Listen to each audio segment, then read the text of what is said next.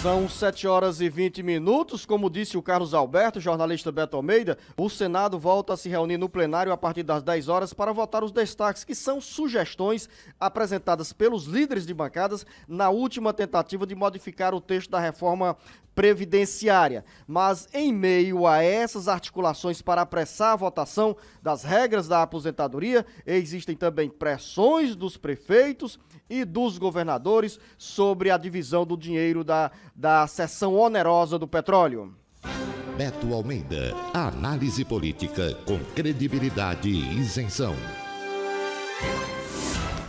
Pois é, Luciano, o governo aí comemorou, entre aspas, né? Assim, conseguiu aprovar, passar em primeira fase a reforma da Previdência no Senado, em primeira votação, porque vai agora para a segunda, mas o que está sendo discutido aí ainda são os destaques. É exatamente esse ponto que o governo foi derrotado, porque no governo ele queria reduzir a questão do abono salarial, Luciano, para algo em torno de R$ 1.300 para o trabalhador ter direito. O que foi mantido pelo Senado é pelo menos 2 salários mínimos que o trabalhador tem direito do abono salarial, algo em torno de R$ 2.000. Parece coisa pouca a diferença, mas isso significa em 10 anos uma bagatela aí que chega a R$ 76 milhões. Causou susto do governo. O governo ficou tão assustado que, sinceramente, o presidente, o Davi Alcolumbre, suspendeu a sessão e retoma agora, nesta quarta-feira, para evitar que houvesse, por exemplo, novas derrotas numa votação dos destaques. E por que isso, Luciano? Porque, na realidade, vamos estabelecer o seguinte: essa questão da votação da reforma nessa segunda dos destaques agora no Senado, depois da apresentação do relatório do senador Tarso, ganhou todo um contorno político diferenciado depois daquela confusão, daquela ida da Polícia Federal, daquela ação que foi feita lá dentro do Senado, no gabinete do líder do governo, Fernando Bezerra. Os senadores, principalmente o Davi Alcolumbre, se revoltou, achou que houve uma ação exagerada ali do Supremo Tribunal Federal e também da Polícia Federal.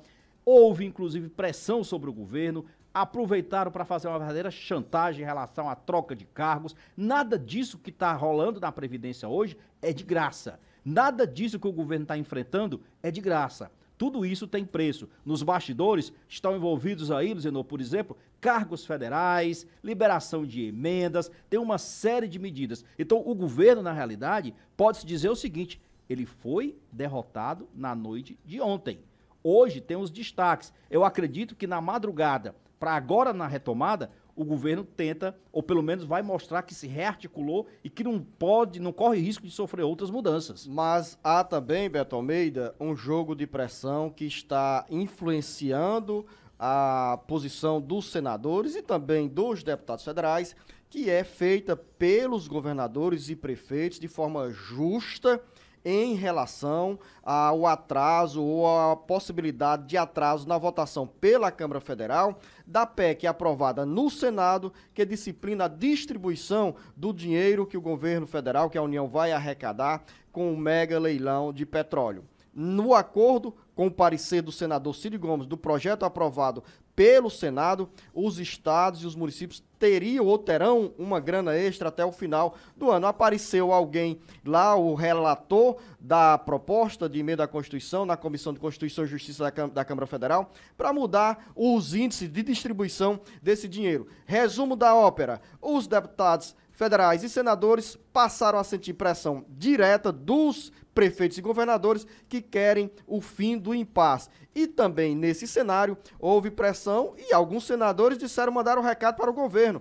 A votação da reforma previdenciária em segundo turno só se dará se o governo também fizer o acordo para liberar esse dinheiro a ser arrecadado com o mega leilão de petróleo da Petrobras. Para a gente concluir essa história da questão da Previdência, ainda tem, Luciano, você observou, tudo bem que é até compreensível que tem um pouco sumido da pauta de discussão, mas a tal da PEC paralela, que é aquela em que existem várias emendas à reforma da Previdência, que não puderam ser incluídas, como é o caso, por exemplo, Luciano, da inclusão de estados e municípios, meio que sumiu, né?